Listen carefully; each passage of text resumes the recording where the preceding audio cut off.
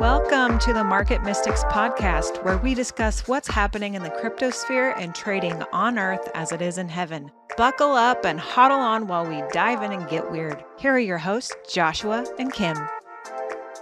Good afternoon, everybody. Welcome to Market Mystics. We have been gone for a little bit, but for good reason. We have some bonus content ready for you guys. We just need to get it edited and uploaded. So we will do that soon, but we are back in our normal grind, ready to record and get some good content out for you guys. True that. I will say I've kind of missed this. I like our podcast. It's kind of fun. I like being immersed in the markets. You know, I have a heart for it, I guess. So I'm glad to be back. I think you all know we went overseas. I think I talked about on the last podcast I did that we were going to be in South Africa working on a project for a while. You'll hear a little bit about that in the bonus content, so we won't cover a whole lot of that today. But looking back at the markets, boy, what 2 weeks can do. What a difference it can make. You know how we like to do market updates, but this one is just going to be a little different because of how much has happened in the last 2 weeks. Very true. We have had what can very easily be called a crash. Yeah. We've talked about this before. There have been some downturns and there have been some dips, but this one can be classified as a crash, I would say. Don't you think? I definitely agree. And I'm not exactly sure what the catalyst behind it was. I know that the whole market, not just the crypto market, but stocks and currencies and all of those have sort of seen similar behavior, maybe not to the same extent because crypto is always more volatile than the other markets are. But just the other day I was talking to a friend and they were showing how gold and silver and all these other stocks were just also just getting smashed. And so it's not just the crypto market, but the crypto market tends to be a bit more emotional and respond quicker to things like that. That's true. I will say that I don't think all is lost. I just want to start off with that. I do want to go over some of the numbers, but I don't think this is a huge reason to panic or to think that everything's gone. You were wrong about everything. Like, no need to get into that spiral. But let's talk about the crash that did happen. Josh, you want to start with some of our favorite coins? Sure. So Bitcoin, honestly, let's just look at the 24-hour and the 7-day numbers. It's not looking too bad. It's up 5.2% in 24 hours and it's up 5.6% in 7 days. That's not too bad. Huh. But if you zoom out a little bit and you include the 7-day numbers, it's down 23%. And the same is pretty much across the board. If you look at the past week, some things have started to recover a little bit. But if you zoom out to 14 days or even 30 days, then you get pretty rough decreases. So you have Ethereum, it's up 4%, but then if you zoom out to 14 days, it's down 30%. Mm-hmm. I mean, that's just, that's losing a third of your value in 14 days is just a massive amount. The top mover in the top 100 coins is Gala, and it is up 10% in 24 hours, and it's up 33% in 7 days. but it was down 46%. So really, it's the top mover because it has recovered the fastest from that crash. Mm-hmm. And I mean, that's great if you were invested in Gala, but it's still a pretty rough ride. Absolutely. Let's talk about our sweet little Luna. You know, we have a love for Luna. We talk about it all the time. We do. Luna had a really, really bad crash. This is the one that everyone's been talking about. Twitter is all abuzz about it. There are haters. There are those who are still hodlers and lovers, me included. Yeah. But Luna's stable coin that we've been talking about, UST, the week it was funny. We were planning to podcast while we were away, and I even made like our document that we use to kind of put down the numbers and go by like our outline. And I went back and looked at it. And one of the notes I had in there was about how UST had in the week of, I think it was the 2nd of May, had moved into the number 10 position by market cap. And so Luna was in the top 10 and UST had reached the top 10 coins as well. And then from what I've heard, a lot of this has had to do with the announcement of the interest rates by the Fed in the US, the adjustment of that, compounded with the extreme inflation that is global, and just kind of overall insecurities in finances globally. I think that's just kind of universal right now. But what happened was UST lost its peg to the dollar. So a stable coin, as you know, is pegged to something. And for them, they had their price pegged to $1. So it was partially pegged by dollars and partially pegged by cryptocurrency, which is why we're constantly reporting on they're acquiring this much Bitcoin, they were acquiring this much AVAX along the way, but they lost their pegging and it went way down, and it took Luna with it. And if you look at the 14-day charts on these, they're down 100%. Just lost completely all their value. Completely. So let me get this document back up because it was an interesting thing to see. Oh, where did it go? Darn it. Well, maybe I won't find it. I will say this. I know that Luna was sitting around like $78 about 2 weeks ago. And it has a decimal point and 3 zeros before its value right now. So if you're a hardcore Luna, or as they've been called because I've been keeping up with it on Twitter, a lunatic,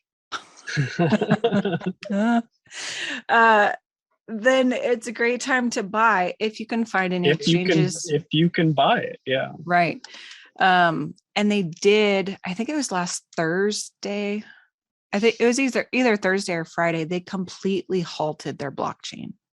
Yeah. So everything was completely shut down on it. You could not do anything with it. I know Binance Global halted exchanges or exchanging with Luna. Crypto.com did. I don't know that Coinbase ever did trade them. But most exchanges were freezing any kind of activity with Luna. Yeah, it happened very quickly too. I mean, pretty much they went and spent a bunch of their reserves to try to keep UST pegged, and they just weren't able to keep it there. And then as the market tends to do, fear crept in and people just went crazy with it and essentially crashed the entire blockchain. Oh, yeah, I think that's fair to say. It was interesting to see that as it was really, really crashing, we've talked about how much we like the newsletter from Uphold. Mm-hmm. Well, they also report every day on what is being purchased, like what coin is purchased the most in that day. Right. And the day that it was going for, like I woke up and it was 25 cents. And by the end of the day, it was less than a penny. In that day, it was the number one coin purchased on Uphold, which is wild. That's not traded, that's purchased. And so you can see that people haven't completely lost all their faith in it. Maybe things have changed since it's been almost a week now. Mm-hmm. I still am fond of it, and I hope that it comes back. I know they're working really hard to make that happen. So I don't know. I still believe in the technology behind it. I believe in the team. So I guess I haven't lost all the hope. But this is where, if you believe in the technology, it will give you something firm to hold on to instead of being kind of overtaken by all of the emotional roller coaster that could be coming with a crash like this. Exactly. There's sort of two camps of people that are sitting with this recent crash. You have people who are traders of crypto, mm-hmm. and then you have people who are long-term investors who believe in what's going on. And then I suppose you have another category that's just random people dabbling in it, and they don't really fit into either camp. But what I would say is, if you are a trader of crypto, then your trading plan should have allowed you to get out of most things. Luna may be an exception because it dropped very quickly, but should have allowed you to get out of most of your positions with a minimal loss. And maybe still loss, but with a minimal loss. And if you are a long-term believer in the technology, then this is really presenting you that opportunity to check to see if you actually believe in the technology. Because if you still believe in cryptocurrency and particular blockchains as a whole, then yes, this crash may hurt your balances, but it's not going to crush your belief in the technology as a whole. Right. I think that's an important perspective to look at, really. And what I wanted to talk about, the overarching theme of this episode, is fear and greed. Like there's a whole index based on this. And I kind of hate hearing about it because I don't think that either one is healthy. Right. You know? I don't know how to respond to that. My watch agrees. And and I was reading something, and the fear index is at like a 2 or something right now. So super crazy, all the way over. Almost couldn't be more fear driven in the markets, at least in the crypto markets. And I just want to say that, you know that we're market mystics. Like we are also very much mystical about this stuff. And we are very much connected with the Lord and our identities in him and who he's made us to be. And I don't believe that he's made us to have the spirit of fear. And I don't believe we're supposed to partner with that in any area. And so if you're listening to this and you've had some fear creep in about this, I'm going to say you need to go deal with that and take that to the Lord and have him show you what you need to do to get rid of that, because that's not from him. That's not how we were made to function. And I think it will actually help to take you out of that emotional whirlwind that may be happening as things in the financial sector are kind of being turned upside down. Yeah. It's a great opportunity to find places within you that aren't in alignment and aren't in agreement with what you say you believe. Because we've both had to address this in various ways. But I can say I believe in crypto, but until I have an opportunity to not believe in crypto, then I really don't know. It's one of those things where as situations like this come up, then you are given the opportunity to say, okay, does my being really believe in crypto? Or is all I believe about crypto that it's an excellent opportunity to lose all my money? Like you can really get that. I agree. And I think that's something that you really do have to address. It's a great opportunity to address it right now. I've told the story many times before about how I had this whole experience. And then finally, in the end, the Father asked me, are you only in it for the gains or are you in it for the losses too? Right. And this had to do with my relationship with him, but also in doing what he was leading me to do, which was trading crypto. And I think this is a great opportunity for you to go and evaluate those kinds of things. Am I in this because I actually believe in it, or am I in it only because I think it's going to help me get rich?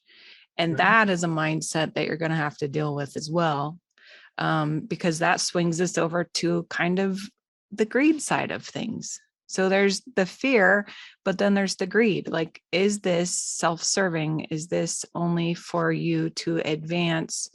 Or is it kingdom-minded? Is it going to be for the betterment of the body? Is it going to be for the betterment of the whole? Will it advance your relationship with the Lord? Will it help bring life to other people and yourself? Those are some of the things that need to be evaluated in this. And again, what better time than in a downturn when not everything is beautiful, flowers and butterflies and rainbows abound, to go look at it and really figure out, where am I in this? And you may also find that you have a bit of double-mindedness. And I don't say this in an unkind way, but it may be that your spirit is saying, yes, I am in this. I believe in this. And your soul is freaking out. Yeah. You know what I mean? Sure. And maybe your body's shutting down because it just doesn't know what to do. But it's a great time to go and take a look at this and actually deal with some of the junk that you may be holding on to.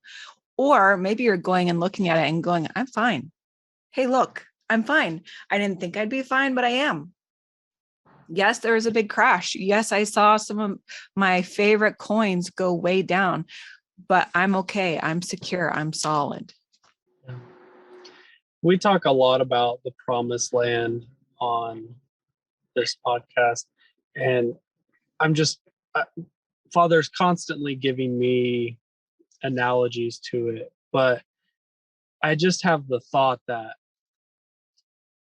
I'm not necessarily saying that crypto is the promised land for finances, but I think that it is a step in the right direction.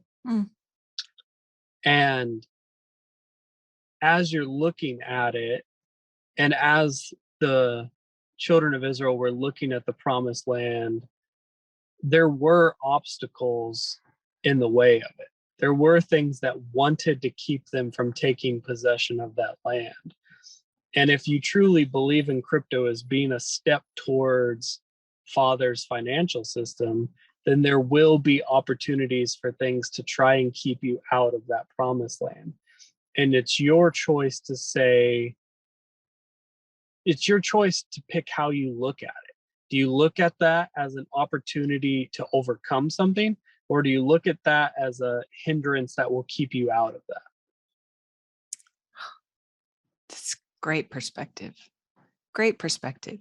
You can lean into that tension, or you can completely step away from it. And that'll determine how you fare in it. I think this has to do with more than just finances, but all of that, like you're talking about, what has been promised to you. If there's tension, do you say, oh, I guess I was wrong. Oh, I'll just give up and I'll back up from that. Or do you press in a little bit more and you say, no, I know this was for me. Yeah. And you overcome whatever that obstacle is. That's so good. Good. Well, let me just say this. I hope you guys are encouraged a bit. And if not, I hope you take this and deal with some of the junk that may be attached to it. Some of the junk you may not have even known you had, because that happens to all of us all the time. Exactly. Okay. Well, I'm glad to be back. We'll see you again on Monday. All right. Talk to you soon. Thank you for listening. Join us every Monday and Thursday as we discuss trading on earth as it is in heaven. If you want to connect further, follow us on social media at market.mystics for Instagram and TikTok, and search for Market Mystics on YouTube and Facebook. If you still need more, follow the link on Facebook to book a coaching appointment. Until next time, see ya.